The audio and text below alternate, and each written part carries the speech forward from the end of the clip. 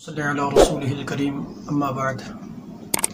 अस्सलामु अलैकुम वरहमतुल्लाहि वबरकातुहू। मोहतरम नाज़रीन व सामिईन, आज हम ज़िक्र करेंगे हाजिरात के मुताल्लिक़, यानी मरीज़ के अंदर जिन्नात को हाजिर कैसे करना है। यानी आप देखें कि अगर मरीज़ को जिन्नात का मसला हो, क्योंकि तशख़ीस बहुत ज़रूरी चीज़ है, अगर तशख़ीस आप बेहतर तरीके से कर लें, फिर जिन्नात को हाजिर करना, अगर जिन्नात का मसला हो तो उसको हाजिर कैसे करना है, आज इंशाअल्लाहुल अज़ीज़ उसके बारे में ज़िक्र करेंगे कि इंशाअल्लाह बहुत जल्द जिन्नात हाजिर हो जाएंगे, चाहे वो कितना ही ताकतवर जिन्नात में से क्यों ना हो।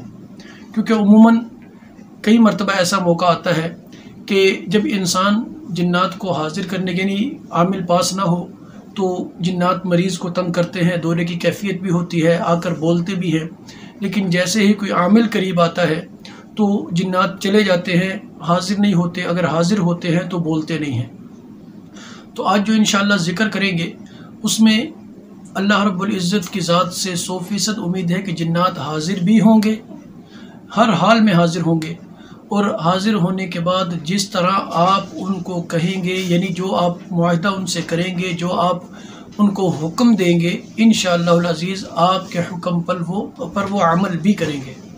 सबसे ज़रूरी चीज़ है कि आपने जिन्नात को हाजिर कैसे करना है मरीज़ के अंदर, बशर्ते कि मरीज़ जिन्नात का हो, जादू का ना हो। तो आपने करना यह है कि सबसे पहले अपने जिस्म का हिसार कर लें।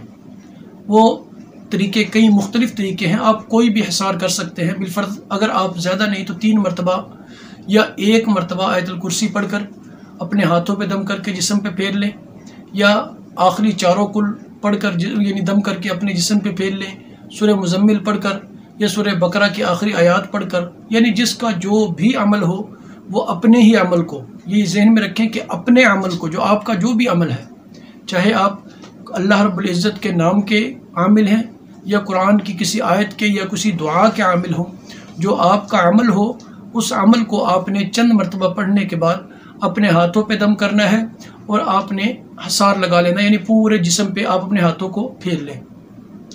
इससे ये होगा कि आप वो जो जिन्नात हाजिर होते हैं वो आप पर हमला आवर नहीं होंगे।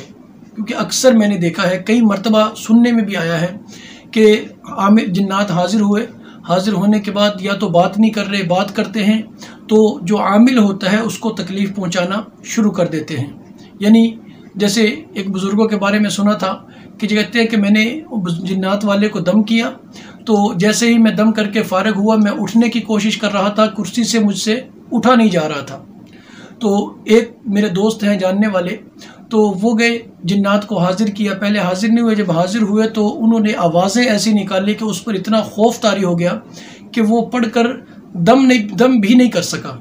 यानी जिन्नात पे, उस मरीज़ पे दम करना भी उसके लिए मुश्किल हो गया, यानी इतना खौफ उसके अंदर पैदा हो गया। तो आप जब जिस्म का हसार अपना कर लेंगे, जिन्नात किसी भी किस्म का हो, जितना भी ताकतवर हो, इंशाअल्लाहुल अज़ीज़ आप पर किसी किस्म का वो असर डालने से कासिर होगा। यानी आपको, आपके दिल में ना खौफ पैदा कर पाएगा और ना आपको इसके अलावा कोई नुकसान पहुंचा पाएगा। एक तो सबसे ज़रूरी चीज़ आपने हिसार ज़रूर करना है। करने के बाद आपने मरीज़ को अपने सामने बिठा लें, चाहे मर्द हो, औरत हो तो पर्दे में हो, ये जहन में रखें कि मुकम्मल तौर पे नकाब पहना हो या बुर्का पहना हो उसने, बड़ी चादर हो उसके पास। मर्द हो तो फिर तो मसला कोई नहीं।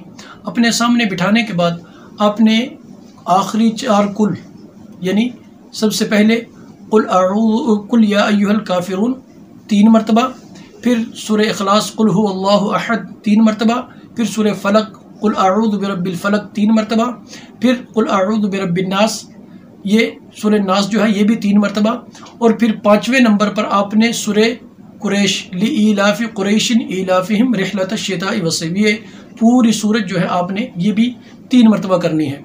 3 मरतबा पढ़ने के बाद आपने उस मरीज़ पर दम कर देना है। जब आप मरीज़ पर दम करेंगे इंशाअल्लाहुल अज़ीज़ फ़ौरन हाज़िरी हो जाएगी। अगर खुदा न खास्ता हाज़िरी ना हो फिर आपने दोबारा यही नहीं पढ़नी, ये जहन में रखें। फिर आपने करना क्या है कि फूंक मारने के बाद आप देखें कि हाज़िरी हुई है या नहीं। हाज़िर हुए हैं तो बात करने की कोशिश करें, अगर नहीं हुए तो फिर आपने अगली एक आयत है फ़कुबकिबू फ़ीहा हुम वल गावून, इस आयत मुबारका को जहन में रखें। फ़कुबकिबू फ़ीहा हुम वल गावून, इस आयत मुबारका को आपने 11 मरतबा या 21 मरतबा, यानी वो आप कंडीशन देख ले मरीज़ की कि या घर वाले जो बताते हो जी इतने सख्त हैं, ऐसे करते हैं या ऐसे धमकियाँ देते हैं या ऐसे तकलीफ़ पहुँचाते हैं, वो हालत देख ले। अगर वो ज़्यादा तकलीफ़ पहुँचाने वाले हों तो आपको हो सकता है कि 41 मरतबा पढ़नी पड़ जाए। तो आपने 11 मरतबा या 21 मरतबा पढ़ के जैसे ही आप दम करेंगे तो इंशाअल्लाहुल अज़ीज़ 101% उम्मीद है कि फ़ौरन वो हाज़िर हो जाएगा। जैसे ही वो हाज़िर हो तो उस हाज़िर होते ही आपने सबसे पहले करना क्या है, आपने उससे बात नहीं करनी। वो अगर सवाल करता भी है क्यों बुलाया है मुझे, क्या तकलीफ़ है, कौन हो तुम, या मुझे तंग क्यों कर रहे हो, मैंने बच्ची को नहीं, यानी अपनी तरफ से वो कुछ भी कह सकता है। जो भी वो कहे आपने बिल्कुल भी गौर नहीं करना उसकी बात पे। फ़ौरन जैसे ही हाज़िरी हो आपने करना यह है कि 1 मरतबा सूरह ये आयतुल कुर्सी पढ़नी है। आयतुल कुर्सी के पढ़ने के बाद आप जिस कमरे में बैठे होंगे अपनी शहादत की उंगली पे फूंक मारनी है और कमरे की दीवार पे सामने जो है आपने एक निशान रख लेना है। उस निशान से उंगली को घुमाना शुरू करना है। पूरे कमरे में आपने इस तरह उंगली को घुमा के उस निशान पे अंदाजे के मुताबिक उस निशान पे लाके उंगली को बंद कर लेना है। अब उसके बाद आपने बात करनी शुरू करनी है। फिर उससे पूछना है, अगर वो बात करने में उसकी हसार का फ़ायदा ये होगा जो आप उंगली के साथ लगाएंगे तो इंशाअल्लाह अज़ीज़ अगर वो निकल कर भागने की कोशिश करेगा यानी उस कमरे से बाहर नहीं जा पाएगा, और जैसे ही वो मरीज़ के जिस्म से बाहर निकलेगा तो उसको आग लगेगी, वो वापस वहाँ आने पर मजबूर हो जाएगा।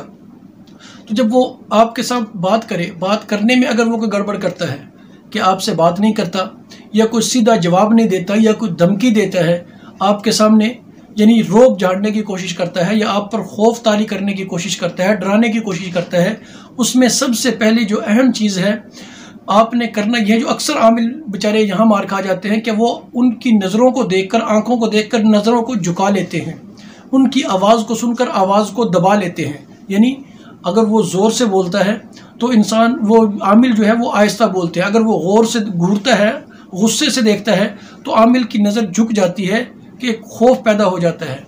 तो आपने सबसे ज़रूरी चीज़ करना यह है कि ना उसकी नज़र से नज़र मिला के रखनी है, नीचे नहीं देखना। अगर वो गुस्से से देख रहा हो, अगर वो बड़ी आंख कर रहा हो, आपने उससे बड़ी करनी है।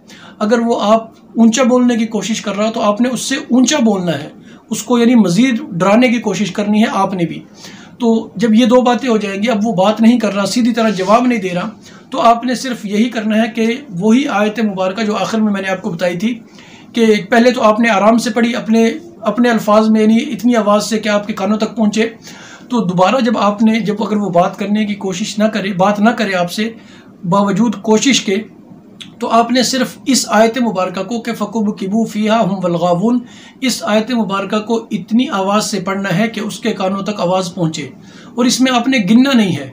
अगर वो नहीं बोल रहा, अगर और मर्द है, ये जहन में रखें, अगर मर्द है बोल नहीं रहा तो आपने उसके दाहिने हाथ का, ये बाएं हाथ का जो अंगूठा है इस तरह अपने हाथ में पकड़ लेना है। ये जहन में रखें, इस तरह दबाने की भी ज़रूरत नहीं है, सिर्फ हाथ को पकड़ लेना है। एक हाथ अपना उसके नीचे रख ले, एक ऊपर से अंगूठा पकड़ ले। फ़कुबकिबू फ़ीहा हुम वल गावून पढ़ने के बाद आपने उस हाथ पर, उस अंगूठे पर दम करना उस मरीज़ के। ये जहन में, जब यानी गिनना नहीं है, बिलफर्द आप पढ़ रहे हैं तो आपने 10 मरतबा पढ़ लिया, 2 मरतबा पढ़ लिया, 4 मरतबा फूंक मार दे, फिर करें। आप जैसे ही ये अमल शुरू करेंगे इंशाअल्लाह अज़ीज़ उसकी चीखों पुकार शुरू हो जाएगी। और अगर औरत का मामला हो, अगर औरत भी गैर महरम हो तो उसमें आपने उसका हाथ नहीं पकड़ना, ये जहन में रखें। खिलाफ शरा काम आपने कोई भी नहीं करना। तो आपने करना यह है कि उसके किसी महरम को बुलाएं, महरम उसके आपके पास हो, यानी भाई हो, वालिद हो, शोहर हो, बेटा हो, कोई भी हो, उसको इसी तरह आपने उसका हाथ पकड़ा दे मरीज़ का। तो आप उसके हाथ पे हाथ रखें, यानी मरीज़ का जो महरम होगा, यानी उसका भाई, बाप, बेटा या शोहर, उसके हाथ पे अपने हाथ को टच रखे। तो फिर आपने उस पर यही आयत पढ़कर उसके अंगूठे पे दम करना है, बाएं हाथ का अंगूठा, मर्द हो या औरत।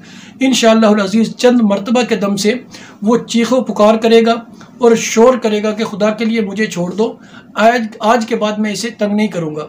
वो जितनी आप उसे तकलीफ़ पहुँचाना चाहते हैं उतनी मरतबा फूंक मारते नहीं, ज़रूरी नहीं कि 1 मरतबा, 2 या 3, बल्कि अगर आपको 10 मरतबा फूंक मारनी पड़े, पढ़ कर आप दम करते जाएँ, जब तक आपको ये अंदाज़ा ना हो जाए कि वो अब तंग आ चुका है, अब वो मजबूर हो चुका है, वो हर हाल में बात ठीक करेगा और हमारी बात को वो मानेगा, अगर हम उसको हुक्म देंगे कि छोड़ के हमेशा के लिए चला जा, तो वो जाएगा। जब आपको ये आप ज़हनी तौर पे आपको इस बात का यकीन हो जाए, तो फिर आप उससे बात करें, मुआहिदा करें, उससे कस्में लें, जो जिस तरह आप ले सकते हैं कस्में लेकर आप उसको फिर, यानी ये जहन में रखें मारना नहीं है।